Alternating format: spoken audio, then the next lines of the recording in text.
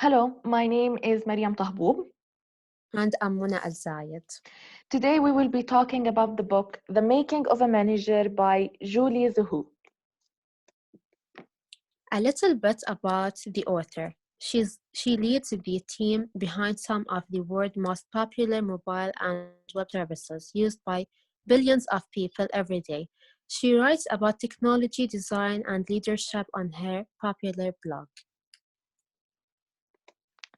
This is a book that she wishes she had on day one. That's why she made sure that in this book she offers practical, accessible advice. Like, do not hide your problems from your own manager. You are better off seeking help quickly and honestly. Another advice that she gave is that before you fire someone for a failure to collaborate, figure out if the problem is temporary or just lack of training or coaching. The last advice that she gave is do not offer critical feedback in a compliment sandwich. Instead, there's a better way. 10 lessons we learned after reading The Making of a Manager. Lesson 1. Your job as a manager is to get better outcomes from a group of people working together. She gave multiple examples about how the manager behaves. Even though the responsibilities of a manager includes exchanging feedback, organizing great meetings, and creating process to get work done smoothly. These activities don't define a manager's main job. In the same way, the author, your main job as a manager is to achieve the great outcomes from a group of people that work together. The second lesson that we learned is that in your first few months, your primary job is to listen, ask questions, and learn. As you can see in this illustration, the author had in the book was to show that what you should avoid and what you should aspire to be. As here it's shown that you should avoid to make all the talk all about yourself. Instead, you should aspire to make the talk about your coworker, your team, and the people around you. The author also made sure to point out that even if you become a manager after you were an employee in the same company, you should make sure to not do the mistake of talking about yourself. Instead, you should make it about your team right now. Lesson 3. Trust is the most important ingredient to develop a healthy manager-report relationship. According to the author, there are 3 areas that all managers should focus on to get a high multiple effect on their collective outcome: purpose, people, and process. Purpose, the first big part of your job as a manager, is to ensure that your team knows what success looks like and cares about achieving it. People, to manage people well, you must develop trusting relationships with them, understand their weakness as well as your own, make a good decision about who should do what. Process for managers, important process to include future proofing against past mistakes, planning for tomorrow, and healthy culture.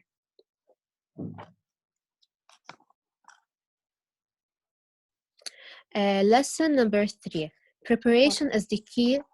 Lesson number 4. 4. Preparation is the key to productive meetings. As a manager, you will be attending and hosting a lot of meetings. However, this shouldn't be an excuse to show unprepared. One of the best way to build trust with your direct reports and make sure those 3 statements are true is scheduling regular one-on-one meetings. These type of meetings are the ideal scenario to ask your employee about their challenges, long-term aspiration, motivation, and feedback. Another key way to prepare for your meeting is by writing an agenda. When organizing a team meeting, collaboration on agenda before the meeting starts shows that you want the group to stay focused and stick to the meeting's purpose, but also want everyone to contribute in the meeting. Lesson number 5 is that feedback is a gift and one of the most fundamental aspects of your job as a manager. On the one hand, it's always important to ask your employees if they find your meetings that they are productive or if there's something that you can improve on. In the book, the author talked about an employee who came and told her that her stand-up meetings could be replaced with an email update. She talked then about how it left her with a deeper appreciation of both the importance of planning good meetings and the value of giving feedback to improve bad meetings.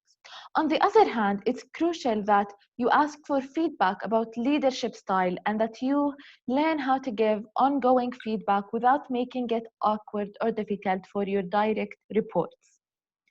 Lesson number 6 is that great managers are self aware.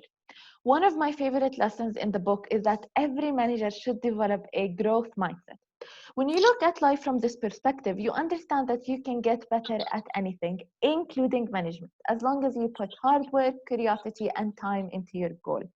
According to Julie, managing an entire team of people becomes much easier when you know what your strengths and weaknesses are.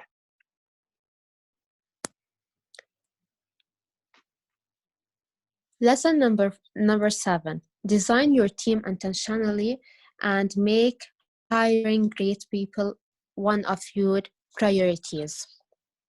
This is one of my favorite examples in the book.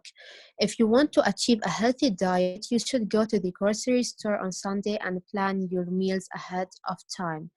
Planning what roles to hire of, for ahead of time will help you build a team of your dreams. Lesson number 8 is mastering the art of delegation empowers both yourself and your direct reports. As your organization and your team grow, the core principles of management will stay the same. However, day-to-day activities will change significantly. Setting a vision, hiring leaders, delegating responsibilities, and managing communication becomes the key skills needed to bridge the gap. That's what the author, Julie, has said. This is why you should learn to master the art of delegation.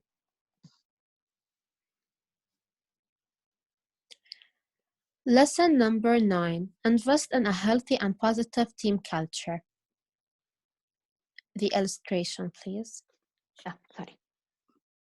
Here's another illustration she put in the book. Team culture might not be your top priority or the first thing that crosses your mind when thinking about management. However, it is what determines your direct report's level of satisfaction and motivation to come to work, and that can have a huge impact on everything else.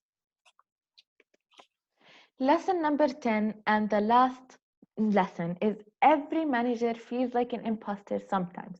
Do not let that stop you from learning and helping your employees. In the book, Julie actually described many instances where she didn't feel experienced enough or determined enough to be a good manager.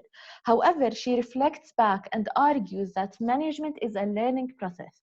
And even when you have 10 years under your belt, you should continue to learn and find new ways to become a better leader.